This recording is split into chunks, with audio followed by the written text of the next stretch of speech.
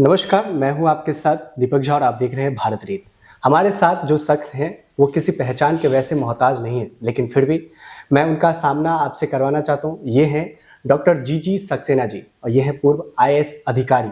अपने आप में एक पहचान है, अपने आप में एक शख्सियत है। इनसे आज बहुत सारी बातें करेंगे, इनसे जानेंगे कि जो युवा आज आईएएस अफसर बनने का सपना देख रहे हैं, आईपीएस बनने का सपना देख रहे हैं, उनको किन बातों का ध्यान रखना चाहिए। और इन्होंने एक बुक भी लिखा है, no dream is too big. इस सब पे चर्चा करेंगे। इन्होंने सबसे पहले सिप लेन को जो है इंट्रोड्यूस किया है। तो सबसे पहले सर आपका स्वागत है भारत रीत पर। नमस्कार। यूट्यूब के देखने वालों को मेरा नमस्कार और दीपक झा और उनकी टीम को धन्यवाद यहाँ आने के लिए। सर मैं आपके जर्नी के बारे में सबसे पहले जानना चाहता हूँ कि आप अपने जर्नी के बारे में बताइए, क्योंकि अभी आप रिटायर हो चुके हैं तो आपने बहुत कुछ, जितना कुछ सीखा होगा वो हमारे दर्शकों को सीखने को मिलेगा आपसे। हाँ, ये एक तमन्ना थी कि जब मैं रिटायर हुआ तो मैंने अपने बुक लॉन्च में भी 24 नवंबर को आईआईसी लोधी रोड में हुआ था। वहाँ भी ये जिक्र किया था कि मुझे ये बुक लिखने की प्रेरणा कहाँ से मिली। तो 2011 के आसपास भारत सरकार ने एक सर्कुलर जारी किया कि जो रिटायर्ड आईएएस अफसर हैं या सिविल सर्वेंट्स हैं वो अपने एनुअल परफॉर्मेंस रिपोर्ट की अटेस्टेड कॉपी ले सकते हैं।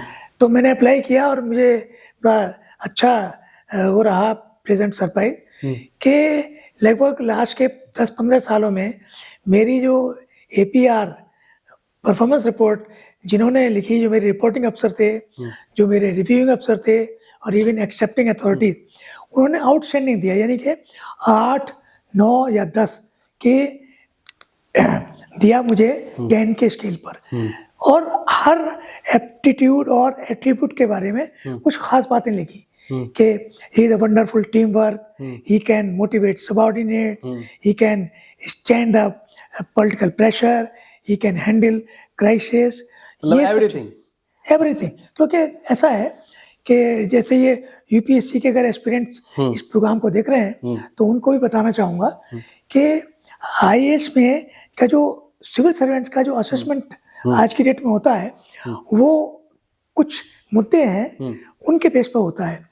वो 8 जो क्वालिटीज़ हैं जिन्हें एट्रीब्यूट्स बोलते हैं कि weather he is responsible towards a duty, he is dedicated, he compassionate towards weaker sections, he can stand political pressure, he is a teamwork, he can develop subordinates, फिर और 6 functional competencies हैं, जैसे whether he has got good knowledge of law and good knowledge of local environment where he has to work।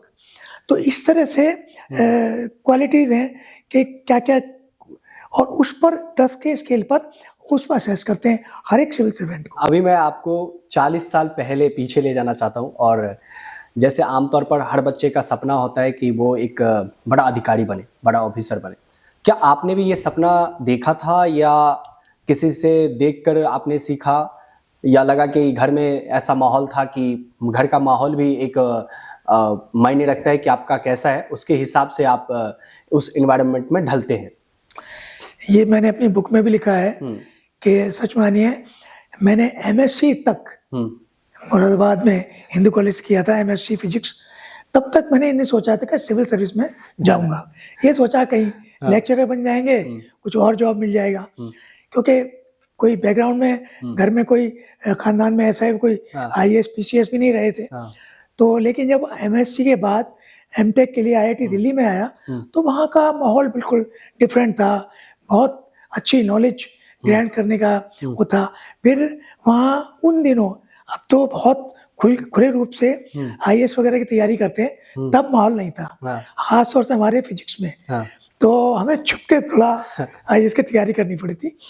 तो जब मैं MTech के बाद mechanical engineering में पीएचडी कर रहा था तो वहाँ मुझे मेरे गुरुजी थे PhD guide doctor JP Sharma, is 84, मेरे अभी भी बहुत हमारे अच्छे संबंध है, अभी यूएसए में सेटल्ड है, आते हैं तो हम मुझे ही बुलाते हैं हर साल।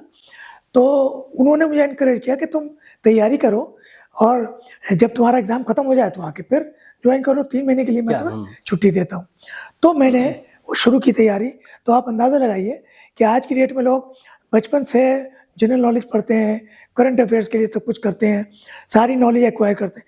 मैंने कुछ नहीं किया, मैंने सिर्फ एमटेक के बाद, एमटेक के दौरान पहले साल से शुरू किया और सारी जनरल नॉलेज फिर मैंने ग्रहण करनी शुरू की। तो बहुत कम टाइम था, ज्योग्राफी और अच्छा, ये पॉलिटिक्स। कम टाइम जो आपका था, ये फैमिली प्रेशर था या लग रहा था कि नहीं, इस बीच में यदि नहीं कर पाए तो फिर आगे नहीं हो पाएगा? नहीं, फैमिली प्रेशर तो नहीं कहूँगा, हाँ। क्योंकि I lost my father when I pass 10th exam. I was national scholarship holder और मेरी मदर का देहांत हुआ जब मैं बीएससी में था। तो मदर फादर नहीं थे, तो मेरे 2 बड़े भाई थे, उन्होंने बड़ा सपोर्ट किया, मॉरल सपोर्ट खास तौर से। और कुछ एमएससी के दौरान एक तो स्कॉलरशिप मिलता था, फिर कुछ मैं थोड़ा सा पार्ट टाइम करके थोड़ा सा, तो वो सब मोटिवेशन ये था कि अब कुछ बड़ा बनना चाहिए। क्योंकि मेरे यहाँ आईआईटी के फ्रेंड थे, खास तौर से एक नीरज श्रीवास्तव जो अब नहीं है, एक अनुराग शर्मा मेरे बचपन के दोस्त, भटनागर अवार्डी हैं, और कई ऐसे प्रोफेसर केयर सिंह, प्रोफेसर घटक, प्रोफेसर सोडा, ये ऐसे लोग थे कि जिनसे इंस्पायरेशन मिला।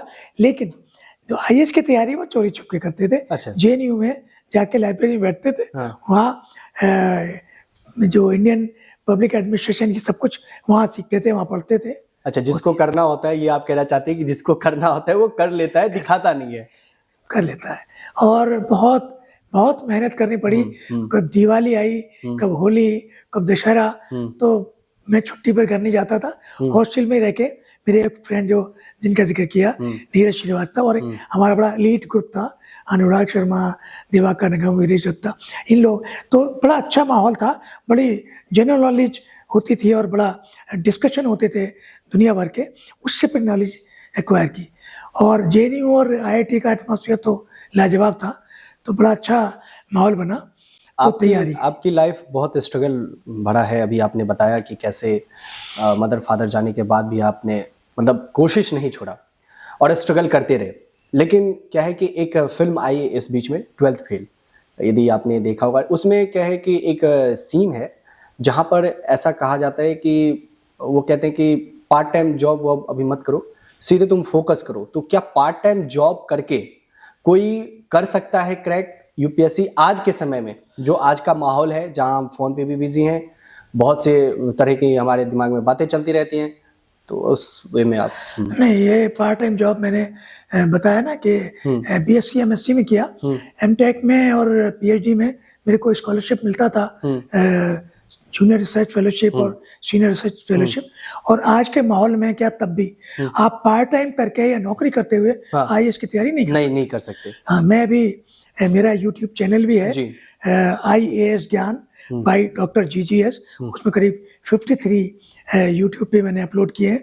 उसमें अपने आने वाले भविष्य में पीसीएस और आईएएस बनने वाले लोगों को मैंने प्रेरणा दी है और बताया क्या करना चाहिए और क्या नहीं करना चाहिए। आप जो है इसमें लिंक आपको मिल जाएगा डिस्क्रिप्शन में, आप उस पर जाके इनके बारे में जान सकते हैं, क्योंकि ये बार बार अपडेट भी देते रहते हैं कि कैसे लोगों को यूपीएससी करना है, किन बातों का ध्यान रखना है। तो चैनल को आप सब्सक्राइब कर ले, जिससे कि ये हर अपडेट आपको देते रहें। वैसे हम कंटिन्यू करते हैं। सर, करोल बाग में क्या है, करोल बाग और जो लक्ष्मी नगर है वो हब माना जाता है इन सब चीज़ों का, लेकिन वहाँ पर अब देखो तो लोग रूम ले रहे हैं, सपने देख रहे हैं, लेकिन उस सपने को सच करने के लिए वो मेहनत नहीं कर रहे हैं जो मेहनत उन्हें करना चाहिए।